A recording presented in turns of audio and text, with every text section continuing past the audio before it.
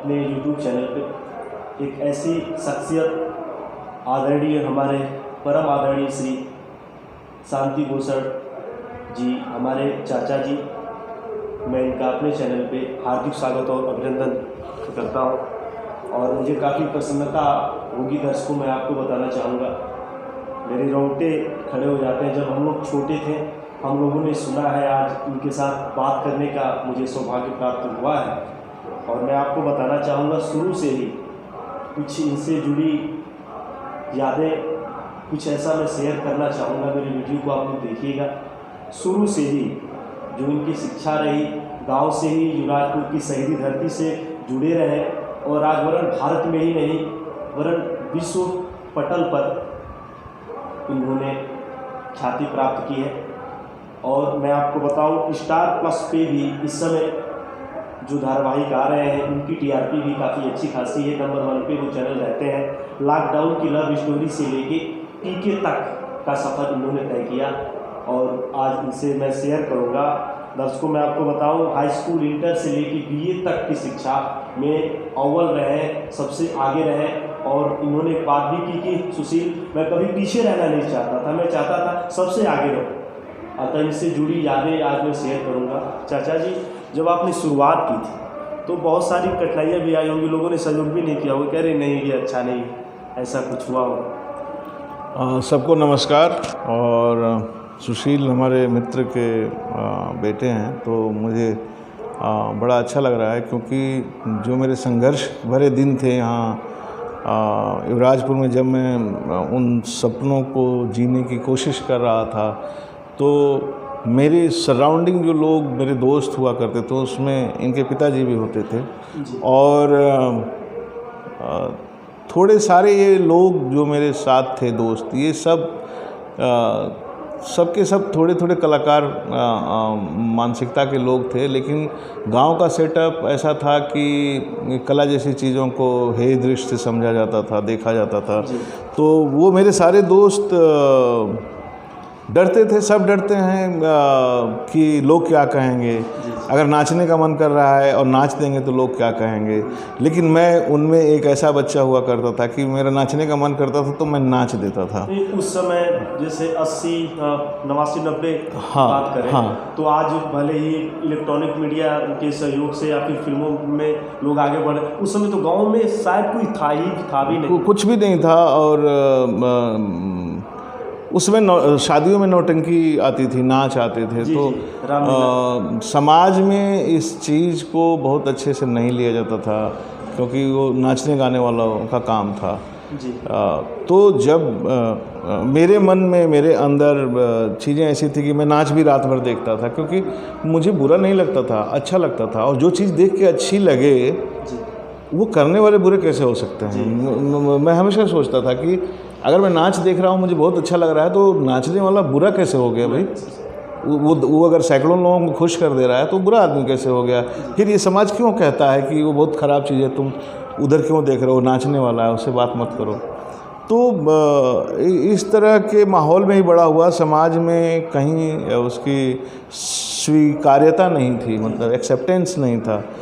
But मैं घर से तो मैं निकला पढ़ाई करते हुए ही, और इलाहाबाद तक पहुंचा पढ़ने के नाम पे ही। जैसे इलाहाबाद में आपने कहा कि सुशील मैं बीएससी कर रहा था। हाँ, अगर ऐसा लगा मेरे पिताजी, क्योंकि नहीं मतलब कि आप एक अच्छे कलाकार भी थे, तो ऐसा लगा कि नहीं, तो बीएससी के बाद आपने बीए किया? बीएससी में बीच में छोड़ दिया जी, क्योंकि मैं बीएससी की किताबें नहीं पढ़ता था। इंटरमीडिएट तक साइंस जितना होता है उतना साइंस का मैं अच्छा जानकार था जी। लेकिन मुझे साइंस में और आगे नहीं जाना था, क्योंकि मुझे हमेशा अट्रैक्ट करती थी हिस्ट्री की किताब, पॉलिटिकल साइंस की किताब, तो वैसे लेख मुझे आकर्षित करते थे। मैं अर्थशास्त्र पे कोई आर्टिकल है उसको पढ़ने लगता था। तो मुझे लगा कि मैं ढूंढता क्या हूँ।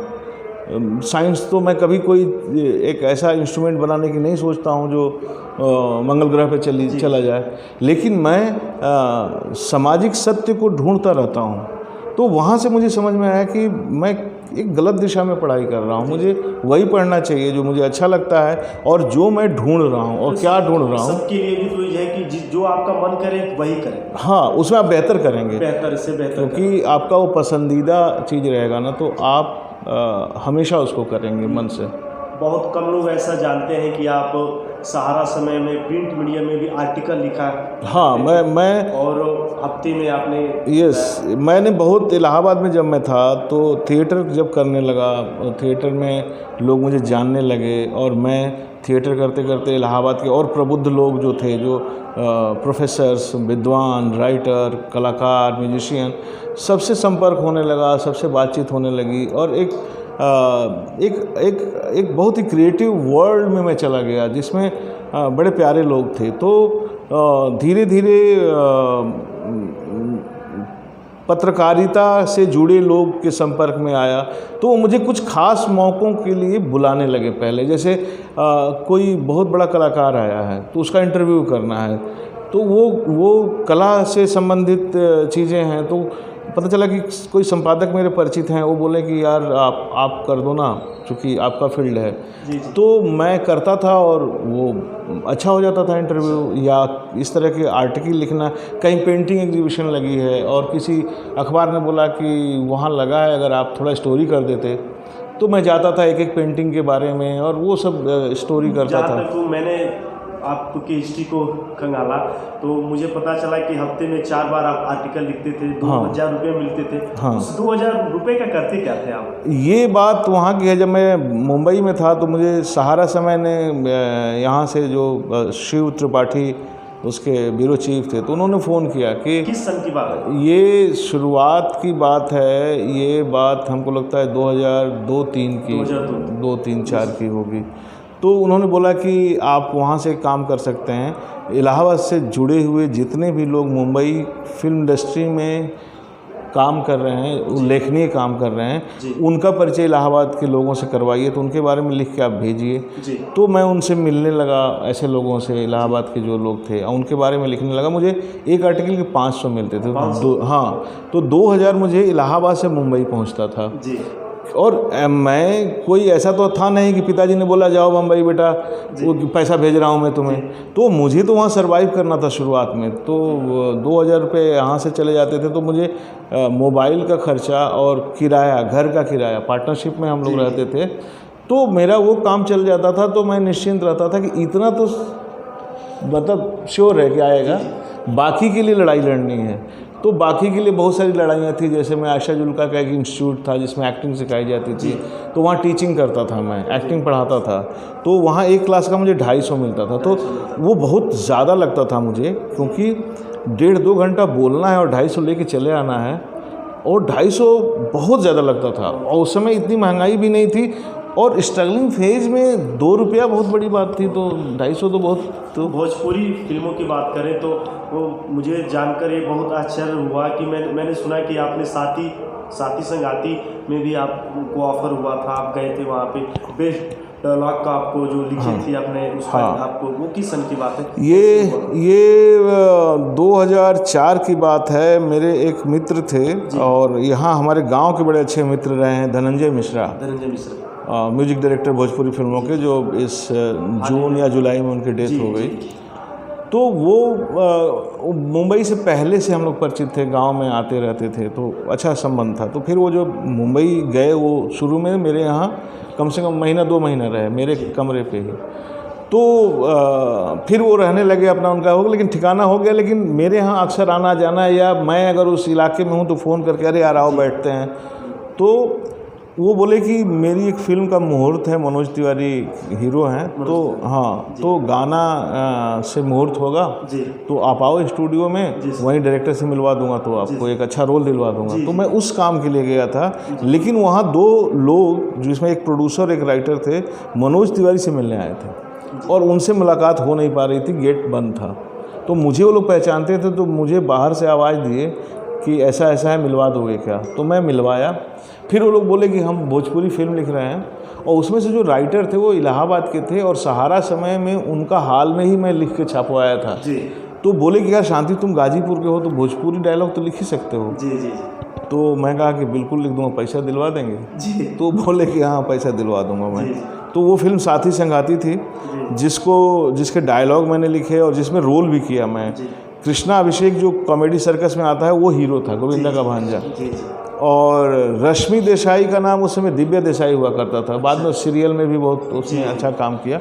तो वो फिल्म किया, उसके लिए मुझे बेस्ट डायलॉग राइटर का अवार्ड मिला। तो वहाँ से फिर बहुत कम ऐसे लोग जानते हैं। दर्शकों में आपको बताऊं, 2006 में सर ने एक बहुत बड़ी धारावाहिक जाए कहाँ में आपने काम किया। हाँ, एक डीडी का शो था। उसके बाद साथी संगाती भोजपुरी फिल्म के बाद मुझे एक डीडी का शो मिला।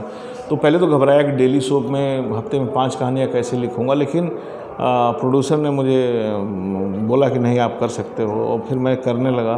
तो उसमें बहुत सीखने को मिला, क्योंकि उसमें किसी तरह का दबाव नहीं था, चैनल टीआरपी इस तरह का जी जी दबाव नहीं था। तो मैं उसमें अपने आप को परखा कि मैं ये काम कर सकता हूँ, और किसी तरह का बंधन नहीं था, इसलिए जो मेरे अंदर था वो मैं लिख रहा था। उसके बाद सर आप 2009 में बात करें तो ये कारवां रुका ही नहीं, और स्टार प्लस की जब प्रतिज्ञा आता था, हाँ, उसके बाद मैंने देखा बहुत सारे सीरियलों की बाढ़ आ गई। और मुझको कहना तो नहीं चाहिए, मगर जो डायलॉग उसमें के थे, बहुत सारे सीरियल पे चैनलों पे वही डायलॉग सेम धारावाहिक बनने लगे। तो थोड़ा सा प्रतिज्ञा के बारे में बताएं। प्रतिज्ञा से पहले एक शो आया था मेरा, जहाँ से मेरी एंट्री हुई सैटेलाइट में, मतलब डीडी के बाद। वो शो था अगले जन्म मोहे बिटिया ही की। अगले जन्म मोहे बिटिया। तो ये शो जब मुझे मिला, उस समय टेलीविज़न की शक्ल कुछ और थी। टेलीविज़न की पे ज़्यादातर शहरी धारावाहिक होते थे, शहरी पृष्ठभूमि के, जिसमें अरबों करोड़ों रुपए की बातें होती थी, और चमकती दीवारें और कारें और इस तरह की। तो जब मैं अगले जन्म लिखने लगा तो उसमें भूख और गरीबी की बात थी उसमें।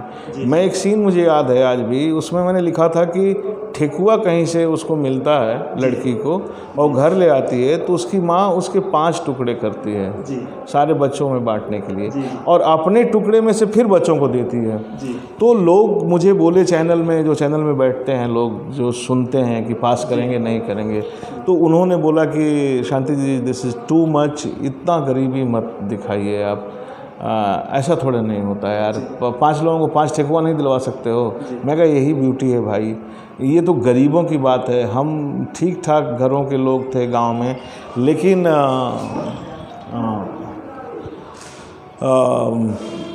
फिर भी हम लोगों के घरों में बहना आता था। एक लड्डू आ रहा है तो माँ 4 भाई बहनों में उसको फोड़ती थी और बांटती थी। तो ये ब्यूटी है। तो इस तरह से वो धारावाहिक जब आया तो पहली बार लोगों ने गरीबी देखा, भूख देखा, गरीबी के मारे एक लड़की को माँ बाप बेच देते हैं वो देखा। तो एक मिनट फ़ोन ले लें। बोले हाँ सर, कैसे प्रतिज्ञा की मैं बात करूं, आज भी लोग भूले नहीं हैं वैसे डायलॉग, और जैसे वहाँ उसमें के पात्र हैं, मतलब कैसे। हाँ, तो अगले जन्म में चैनल में काम करती थी, पर्ल ग्रे नाम है उनका, और पर्ल ग्रे अगले जन्म चैनल में उन्होंने चैनल की ओर से उसको पास किया। तो बाद में वो नौकरी छोड़ दी, और अगले जन्म के 2-3 महीने बाद ही उनका फ़ोन आया कि मिलना है। तो हम लोग मिले, और वहाँ पता चला हम दोनों इलाहाबाद से जुड़े हुए लोग। पर्ल ग्रे एक पहले पॉकेट बुक्स वाले जो नावल होते थे उसके एक बहुत बड़े नावलिस्ट थे, रानू करके। रानू के बहुत उपन्यास उस समय पढ़ते थे लोग। तो पर्ल ग्रे रानू की बेटी है। तो ये सब बातें पता चली, तो हम लोग दोनों इलाहाबाद की बातें करने लगे, इलाहाबाद में ऐसे, इलाहाबाद में वैसे। फिर तय हुआ कि तो क्यों नहीं हम इलाहाबाद के ऊपर ही शो लिखते हैं। तो मैं इलाहाबाद में बहुत साल रहा, मतलब 10-12 साल रहा हूँ इलाहाबाद में, और बहुत गहरे जुड़ा रहा इलाहाबाद से। तो मैं इलाहाबाद में एक चीज़ देखा कि 9 धनाढ्य वर्ग जो शहर में आके बस गया है इलाहाबाद में, जैसे वो बाहुबली है या ठेकेदार है और उसने बहुत पैसे कमा लिए, तो वो गांव से चला है लेकिन पैसे कमा लिए, तो शहर में एक बड़ी सी कोठी बनवा दिया है, लेकिन पढ़ा लिखा नहीं है। और जैसा उसका घर का धंधा है, अब बालू की ठेके चलाने और सड़क बनवाना, इस तरह का काम काज है, तो बच्चे साइंटिस्ट तो बनेंगे नहीं, बच्चे भी राइफल ही देखेंगे ना। तो उस तरह का एक घर मैंने चुना। ऐसे घर मैंने बहुत सारे इलाहाबाद में देखा था। तो उस तरह का एक घर देखा। तो सज्जन सिंह की फैमिली मैंने उस तरह के घर से लिया। जी। और एक दूसरे तरह का वहाँ बिरादरी होती है इलाहाबाद में, प्रबुद्ध लोग, पढ़े लिखे लोग, प्रोफेसर और कलाकार या डॉक्टर, इंजीनियर, इस तरह के लोग होते हैं। एलीट क्लास या पढ़ा लिखा क्लास, उनका अपना परिवार होता है। तो एक प्रोफेसर परिवार चुना जिसकी लड़की थी और उस परिवार का लड़का था। तो उन दोनों की एक लव स्टोरी मैंने सोचा। तो मेरा टारगेट ये था कि लव स्टोरी बताने से ज़्यादा मुझे इस तरफ के लोगों का, मतलब उत्तर भारत के, पूर्वी उत्तर प्रदेश के लोगों का की मानसिकता, उनके सोच, उनके विचार, उनके आचार विचार, व्यवहार, आचरण, सब पे मुझे बात करनी थी। मुझे किसी को ख़राब और अच्छा नहीं कहना था, मुझे कहानी के माध्यम से दिखाना था कि देखो प्रॉब्लम क्या है। हाँ, जो या जातिगत प्रॉब्लम या क्लास का प्रॉब्लम या सोच का प्रॉब्लम, कि हम उत्तर भारत के लोग कैसे सामंतवाद से अभी भी बाहर नहीं निकल पाए, हकीकत को पूरी तरीके से सामने। हाँ, तो इसलिए हमने प्रतिज्ञा किया और लोगों ने बहुत पसंद किया उसको। क्योंकि बॉलीवुड में जब 2014 में पीके आई थी, सुपर डुपर हिट हुई, काफ़ी सारे अवार्ड भी मिले। और उसमें भी आपकी उपस्थिति थी और 2 साल आपने काम भी किया उस फिल्म पे।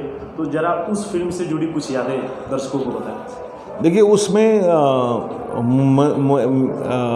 मेरे पास एक मैडम हैं, वो चैनल में काम करती हैं, उनके थ्रू राजू हिरानी साहब को मेरा नंबर मिला और राजू सर का फ़ोन आया मेरे पास कि मिलना है। और जब मैं गया मिलने तो बताया गया मुझे कि ये जो हमारा कैरेक्टर है थोड़ा भोजपुरी एक्सेंट में बोलेगा, तो इसको आपको करना है।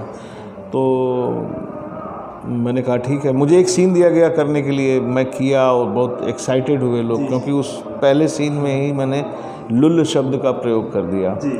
तो वो लोग पूछे कि ये क्या है, तो मैं उनको बताया कि ये दरअसल इसका इफ़ेक्ट मुझे ऐसा लगता है कि आएगा। तो वो बोले कि ये बहुत अच्छा है और ऐसे ही आप पूरी फिल्म में लिखिए। तो चलो वीडियो के कलर में। हाँ, पीके में और भी सारे कलाकार थे उसका। हाँ, पीके में जब मैं काम करने लगा पीके में और उसका भोजपुरीकरण करने लगा, और फिर बाद में आमिर खान साहब धूम की शूटिंग कर रहे थे शिकागो में। तो राजू हिरानी बोले कि जो आप लिखे हैं ना सब रिकॉर्ड करके भेजिए। तो मैं सब रिकॉर्ड करके शिकागो भेजा। तो मुझे लगा कि मेरा काम हो गया, बट आमिर खान साहब आए तो मुझे बुलाया गया और हम लोग मिले। तो वो बोले आप घर आइए कल। तो फिर मैं घर गया, फिर घर जाके मैं उनको ट्रेनिंग देता रहा। तो मुझे घर पे एक दिन आमिर साहब, वो फर्स्ट फ्लोर पे रहते थे, उनकी मम्मी थर्ड फ्लोर पे थी। तो संडे था और आमिर खान, ये लोग एक्टर लोग बड़ा फिजिकली फिट के लिए होने के लिए बड़ा डाइट और इस तरह की चीज़ें करते हैं। तो आमिर खान डाइटिंग करते थे, तो उनका खाना अजीब अजीब होता था। लेकिन उसने बोले कि शांति जी आज संडे है और अम्मी के पास मुझे जाना होता है, आप भी चलिए। तो मैं गया ऊपर थर्ड फ्लोर पर उनके साथ। तो वहाँ थोड़ा खाना, देसी खाना था। तो वहाँ आमिर खान ने मुझे बताया कि दरअसल मेरी मम्मी प्रतिज्ञा देखती थी। अच्छा जी।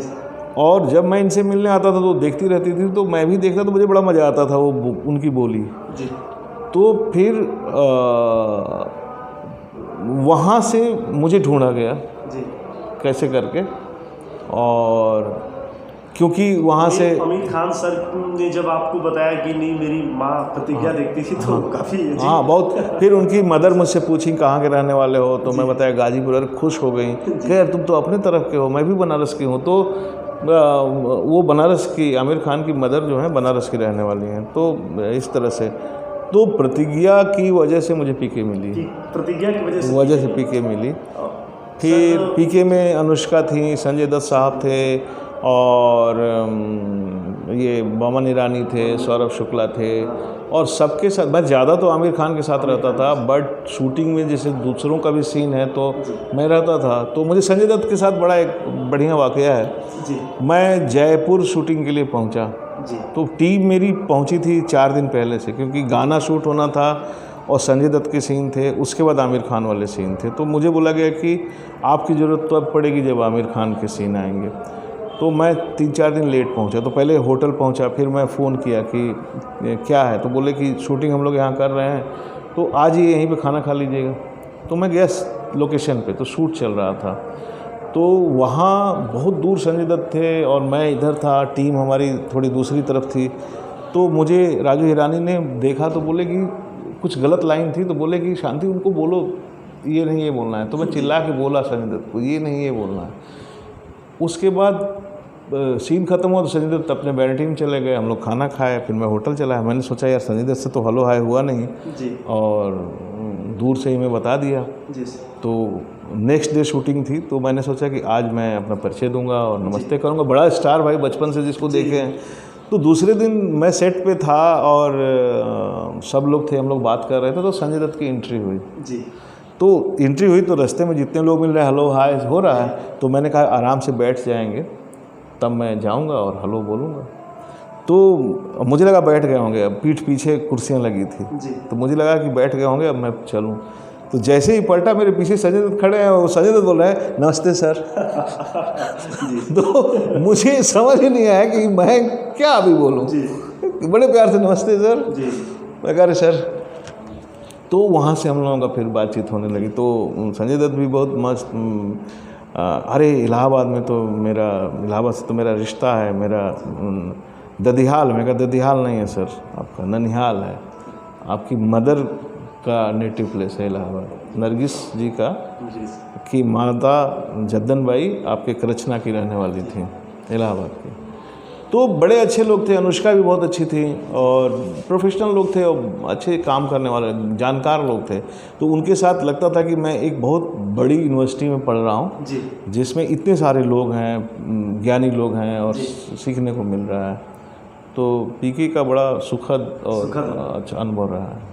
सर जो बच्चे ये ख्वाब देखते हैं कि मुझको फिल्मी दुनिया में जाना है या फिर धारावाहिक में जाना है, ऊंचे ऊंचे ख्वाब देखते हैं, तो जो बच्चे थिएटर से जुड़े होते हैं या फिर थिएटर में जिनका अनुभव है, कुछ साल समय देते हैं और उसमें परिपक्व हो जाते हैं, तो थिएटर के लिए क्या जो दर्शक देख रहे हैं, जो बच्चे, उनके लिए आप संदेश क्या देंगे? देखिए थिएटर एक अलग विधा है जो मंच पे लाइव हम करते हैं और लोगों को का मनोरंजन करते हैं और नाटक करते हैं जब तक। लेकिन ये सत्य है कि थिएटर से हमारा अनुभव बढ़ता है और फिल्म या टेलीविज़न भी थिएटर से बहुत अलग नहीं है। अलग तो है लेकिन बहुत अलग नहीं है। सारे सिद्धांत लगभग एक जैसे हैं। जैसे एक्टर के लिए एक्टिंग का सिद्धांत जो स्टेज पे होगा वही वहाँ भी होगा, बस वहाँ पे कुछ तकनीक आ जाती है साथ में जिसको ध्यान में रखना ज़रूरी हो जाता है। जैसे कैमरा है या इस तरह की चीज़ें आएंगी तो उसके हिसाब से आपको करना पड़ता है। थिएटर में एक साथ शुरू होगा और ख़त्म होगा कोई चीज़। इसमें क्या है कि ये सहूलियत है कि आप तोड़ के रोक के कर सकते हैं। लेकिन फिल्मों में दरअसल आपको बहुत प्रोफेशनल होना पड़ता है, इसलिए कि वहाँ पैसा इन्वॉल्व है, एक तरह का वो बिजनेस है और हाँ तो कमर्शियल प्रेशर भी है उस पर कि कोई चीज़ बन रही है तो वो नुकसान में ना जाए। वो तो अगर आप अच्छी तैयारी नहीं किए हैं तो आप अपना काम करने में हो सकता है बहुत टाइम ले लें। जैसे एक डायलॉग बोलना है, आप सही से नहीं बोल पा रहे हैं तो हो सकता है डायरेक्टर का आधा घंटा 1 घंटा बर्बाद हो जाए। तो आपको इतना ट्रेंड होके, इतना तैयार होके जाना चाहिए कि एक बार में आप काम कर दें अपना अच्छा। तो वहाँ पे उसको आप के लिए वो प्लस होता है, क्योंकि सामने वाले को वही आदमी चाहिए जो अच्छा रिजल्ट दे। अच्छा रिजल्ट वो देता है जो एक बार में आपका काम कर दे।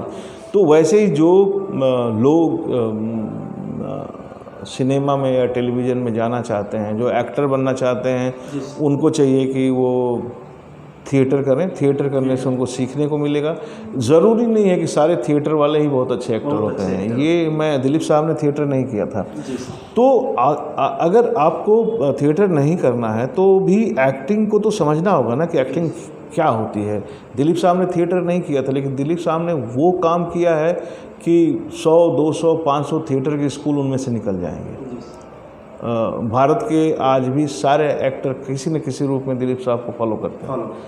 तो अब देखना ये है कि अगर आपको एक्टर बनना है तो अच्छा एक्टर कैसे बन सकते हैं, ये तो करना पड़ेगा। कोई बॉर्न 21-20 हो सकता है, जी लेकिन कोई भी चीज़ ये नहीं कह सकते हैं कि पैदाइशी ये है। पैदाइशी बहुत अच्छी आवाज़ है, आप गाएंगे ही नहीं तो नहीं होंगे। तो पैदाइशी कुछ नहीं है। पैदाइशी में थोड़ा सा, जैसे आपकी आवाज़ खूबसूरत मिल सकती है या आप एक खूबसूरत नौजवान हो सकते हैं पैदाइशी, लेकिन आपको हीरो बनने के लिए बाकी चीज़ें भी सीखनी पड़ेंगी। तो वो जानना भी ज़रूरी है। और बहुत सारे लोगों ने ये साबित किया है कि शक्ल सूरत नहीं, टैलेंट बोलता है। बहुत सारे आपके हीरो हैं जिनको आप देख के कहेंगे कि यार हीरो की मापदंड पे खरे नहीं उतरते हैं देखने में। हाँ, चाहे बहुत सारे हैं, मतलब अजय देवगन हैं, नाना पाटेकर हैं, इनको मनोज बाजपेयी हैं, तो इन्होंने अपने हुनर से लोगों को प्रभावित किया। सर जरा दर्शकों को आप बताइए, प्रतिज्ञा के बाद बहुत सारे सीरियल पे आपने काम किया, लिखे भी।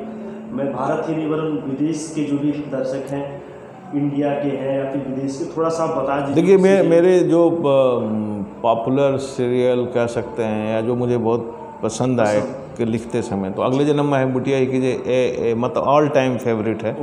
प्रतिज्ञा भी ऑल टाइम फेवरेट है। डोली अरमानों की एक हमने थोड़ा सा अपने को सास बहू वाले कैंप में डालने की कोशिश किया था, लेकिन उसमें भी एक बात थी और उसमें भी हमारे हीरो में एक प्रॉब्लम थी फिडलिज्म की। और तो उसका जो डोली अरमानों का सम्राट कैरेक्टर था वो बहुत पॉपुलर, हाँ बहुत पॉपुलर हुआ था। उसको करने में, बनाने में बहुत मज़ा आया।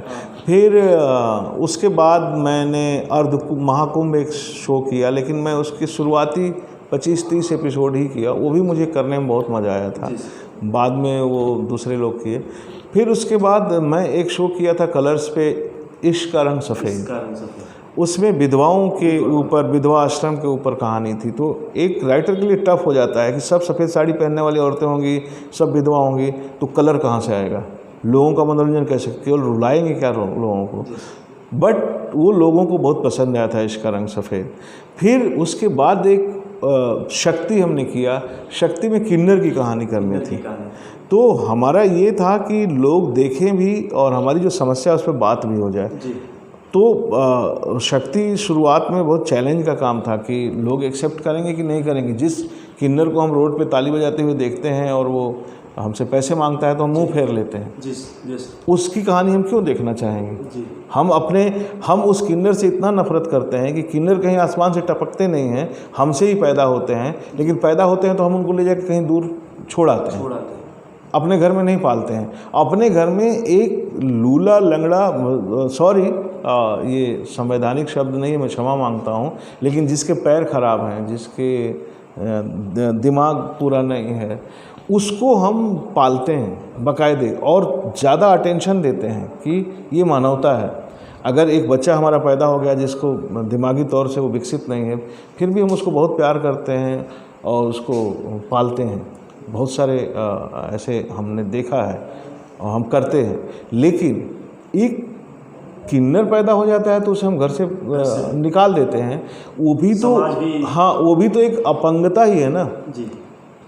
एक जैसे दिमागी अपंगता होती है, जैसे फिजिकल अपंगता होती है, तो उसी तरह उसकी एक फिजिकल कह सकते हैं या सेक्सुअल अपंगता है। तो उसको हम क्यों फेंक देते हैं, लेकिन हम फेंक देते हैं। तो हम वो समाज हैं। तो हमारे लिए बड़ा चैलेंज था, बट हमने शक्ति किया और दर्शकों ने उसको इतना प्यार दिया कि आज 5 सालों से वो चल रहा है। उसके अलावा मैं थोड़ा होता है, मैं उस टाइप का आदमी हूँ नहीं, लेकिन कई बार होता है प्रोड्यूसर चैनल के दबाव में। मैंने संतोषी में एक शो लिखता हूँ, तो उसमें भी मैं कोशिश करता हूँ कि थोड़ा सा मेरा कलर उसमें रहे। एक शो मेरा NTV पे है, एक महानायक डॉक्टर BR अम्बेडकर। ये शो साउथ इंडिया में इतना पॉपुलर हुआ है कि वो डब कन्नड़ा पे डब करके दिखाते हैं, हिंदी से कन्नड़ा में डब करते हैं। लेकिन एक डब शो को अभी बेस्ट शो का अवार्ड मिला है साउथ में, और साउथ में उसकी झांकी निकल रही है, उसके होर्डिंग बोर्डिंग पूरे कर्नाटका में लगे हैं और उसको माला पहनाना, और बहुत पॉपुलर हुआ है। तो डॉक्टर भीमराव अम्बेडकर के ऊपर मैं वो शो लिख रहा हूँ और वो मैं बहुत एंजॉय करता हूँ, क्योंकि वो लिखते समय मुझे लगता है कि मेरी पढ़ाई लिखाई, मेरी शिक्षा का उपयोग उसमें हो रहा है पूरी तरीके से, और मुझे लगता है कि मैं एक ज़रूरी बात कर रहा हूँ उस शो के ज़रिए। और भीमराव के समय, बचपन के समय को जब मैं सोचता हूँ कि कितना टफ था, समाज कैसा था, जी। तो मुझे बड़ा अच्छा लगता है कि मैं एक बहुत ही एक ज़रूरी सच को सबके सामने रख रहा हूँ, ताकि लोगों को उससे प्रेरणा मिले या उससे सीख मिले। तो काफ़ी व्यस्त आपका कार्यक्रम है, और हम बहुत मैं छोटा था तब से मैं देखता हूँ युवराजपुर की इस धरती पे कोई भी ऐसा प्रोग्राम हो, दशहरा हो, दीपावली हो, होली हो, फिर भी आप अपना समय निकालते हैं। गांव में बहुत कम ऐसे लोग हैं जो कि भगवान जी ने इस पद पर इतनी ख्याति प्राप्त हो जाती है और फिर भी आप गांव से जुड़े हैं। देखिए, मैं गांव से इसलिए नहीं जुड़ा हूँ, मेरे जुड़ने से गांव को कोई फ़ायदा नहीं है, ये मेरा फ़ायदा है। ऐसा नहीं है कि मैं जुड़ के गांव के लिए, गांव का क्या फ़ायदा है? गांव ने आपको पैदा किया, आपको बड़ा होने दिया अपने परिवेश में, आप निकल गए, तो मेरे ऊपर गांव का कर्ज है ना, गांव के ऊपर मेरा कर्ज नहीं है, क्योंकि गांव ने हमको हम बना दिया। जी। हम इंटरमीडिएट तक इसी गांव में रहे हैं, यहीं पले बढ़े हैं, तो जो भी आज आप देख रहे हैं मुझे, वो सारी कोपलें उसी समय फूट रही होंगी। तो इसी गांव के, इसी सिवान में, इन्हीं सड़कों पे, इन्हीं मोहल्ले में हम बड़े हो रहे थे ना, तो इसी गांव ने ही तो दिया, वो सपने दिया, वो बीज मेरे अंदर डाले। तो मेरे ऊपर इस गांव का कर्ज है। और सबसे बड़ी बात है कि हो सकता है मैं कर्ज उतारने में बेईमानी कर दूं, ना दूं वापस पैसा आपका लेकर के, लेकिन मेरे लिए गांव मेरी बैटरी चार्ज करने का वो यहीं पे पॉइंट है। जी। तो जब मुझे फील होता है कि मैं डिस्चार्ज हो रहा हूँ, तो मैं आके अपने को चार्ज करता हूँ। और सबसे बड़ी बात है कि मैं अपने स्वार्थ के लिए गाँव आता हूँ। मुझे लगता है कि चीज़ें मेरे जीवन में एक जैसी हो रही हैं, मेरी सोच में कुछ धार पैना हो, कुंद हो रहा है, भोथरा हो रहा है, तो मैं वापस भाग आता हूँ जहाँ से मैं चला था। और जहाँ से चला था वहाँ आने के बाद अपने आप को शून्य में लाना, अपने आप को न्यूट्रल गियर में लाना बहुत आसान होता है। और मैं करता हूँ, मैं यहाँ पे वही गांव का बच्चा हो जाता हूँ। ये सब तो बच्चे हमको चाचा चाचा करते हैं, लेकिन गांव में मैं वैसे ही रहता हूँ जैसे पहले रहता था। मैं मुंबई में या कहीं और इस तरह से नहीं रह पाता हूँ। मैं घर से बाहर निकलूँगा तो किसी को मुझसे मतलब है तो प्रेम से बात करेगा, किसी को मुझसे मतलब नहीं है या मैं उसके मतलब का नहीं आया हुआ। देखा मैंने जब भी फ़ोन किया तो ऐसा नहीं है कि फ़ोन रिसीव नहीं हुआ। हाँ, क्योंकि देखिए मैं राइटर हूँ, तो मैं लोगों से कनेक्टेड नहीं रहूँगा।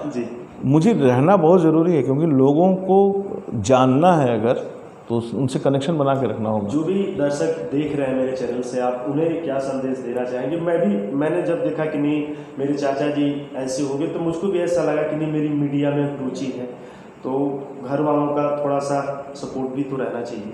तो उन बच्चों के लिए जो चाहते हैं कि नहीं, जो उनका मन करे वो करे, उसके साथ साथ अनुशासन भी जरूरी है। बिना अनुशासन के तो आप उस मापदंड पे खड़े नहीं उतर सकते। उनके लिए आप देखिए, कोशिश कीजिए कि आप जो करना चाहते हैं वो उस पर थोड़ा सा कैलकुलेशन कर लीजिए कि जो करना चाह रहे हैं वो क्या है, कहाँ लेके जाएगा आपको, और वाकई लगता है कि बहुत अच्छी जगह लेके जाएगा, तो घर वालों को कन्विंस कीजिए। हो सकता है कि घर वाले कुछ और सोच रखे हों, तो उनको कन्विंस कीजिए। मैं ये नहीं कहूँगा कि उनसे झगड़ा कर लीजिए, उनको कन्विंस कीजिए, क्योंकि घर वाले कई बार इसलिए नहीं कन्विंस होना चाहते हैं क्योंकि हम सब अगर मध्य वर्ग के हैं आप, तो बहुत सारी ज़रूरतें हैं लोअर मिडिल क्लास और मिडिल क्लास में। पिताजी अगर पैसे देके पढ़ा रहे हैं तो उनकी ख्वाहिश होती है कि बच्चा जल्दी से नौकरी पा जाए, कुछ कमाए, तो वो सब आवश्यकताएं भी आपको ध्यान में रखना होगा। लेकिन जो करना चाहते हैं उसका सचमुच पहले परीक्षण कर लीजिए कि ये आप कर सकते हैं, अंजाम तक अपनी इस चीज़ को पहुंचा सकते हैं, तो घर वालों को कन्विंस कीजिए। कोई और मेरे जैसे फील्ड में जल्दी घर वाले सब, जैसे बच्चा है मीडिया वाला, तो मुझे पता है कि इसके पिताजी भले बोलते हों चाहे ना बोलते हों, लेकिन अंदर अंदर सोचते होंगे कि लंबा चौड़ा था। हमारे गांव में फ़ौज में भर्ती होने की रस्म है, बहुत मतलब युद्ध स्तर पे लोग भर्ती होते हैं। तो हर बच्चा एक बार उस दरवाजे तक पहुंचता है, भर्ती होने लायक है। तो इनके पिताजी भी सोचे होंगे कि लंबा चौड़ा है, भर्ती हो जाता तो कमाने लगता, लेकिन ये भर्ती नहीं हो कि ये सब मीडिया जर्नलिज्म ये करने लगा। तो मैं आप लोगों को बता रहा हूँ कि इसने अपना रास्ता चुना है, अपने तरीके से चीज़ों को लेके चल रहा है। मुझे बहुत अच्छा लगता है, ये मेरे सामने बैठ के जो रिकॉर्डिंग कर रहा है, ये इसका अपना जो शुरुआती लड़ाई है उसी की ये प्रोसेस है। तो एक दिन ये लड़का, आप लोग इस YouTube चैनल को देखते रहिएगा, एक दिन ये बहुत बड़ा पत्रकार बनेगा। ये मैं बोल रहा हूँ, जो इसकी लगन है। तो आप लोगों से भी यही कहना है कि जो काम करना है उसको लगन से अगर करेंगे, दृढ़ता के साथ करेंगे, और उसमें कोई एक्सक्यूज नहीं, क्योंकि आप अपना रास्ता चुनेंगे तो किसी को कुछ कह नहीं सकते हैं कि फेल होंगे या पास होंगे। और चीज़ें हो नहीं रही हैं तो उससे हारिए मत। एक सूत्र मेरा है, मैं सबसे शेयर करना चाहूँगा कि मैं हमेशा एक बोला करता हूँ कि हर चोट मुझे पहले से ज़्यादा ताकतवर बनाती है। तो जब भी मैं चोट खाता हूँ, जब भी कुछ दुर्घटना ऐसी होती है जो मुझे नागवार गुजरे या मुझे लगे कि इससे तो बड़ा नुकसान हो गया, तो उससे बहुत मायूस नहीं होता हूँ। मैं उसको उस चोट की तरह लेता हूँ कि इसको सहने की शक्ति तो आ गई ना, मैं पहले से मजबूत हो गया। तो विफलताओं को अपने निराशा का वो मत बनाइए। विफलताओं को समझ लीजिए कि आग इकट्ठा कर रहे हैं जी। ये जो विफलताएं हैं वो आग हैं, और सारे आग इकट्ठा करते जाइए। एक दिन इतना आग आपके पास हो जाएगा कि जिधर से गुजरेंगे उधर ताप से लोग समझ जाएंगे कि आप आ रहे हैं। तो ऑल द बेस्ट सबको। सर, आपने कितना बहुमूल्य समय दिया हमारे लिए, और मैं पूरी कोशिश करूँगा इस पे अमल करने की और अनुशासित होकर आगे बढ़ने की कोशिश करूँगा। आपका बहुत बहुत धन्यवाद।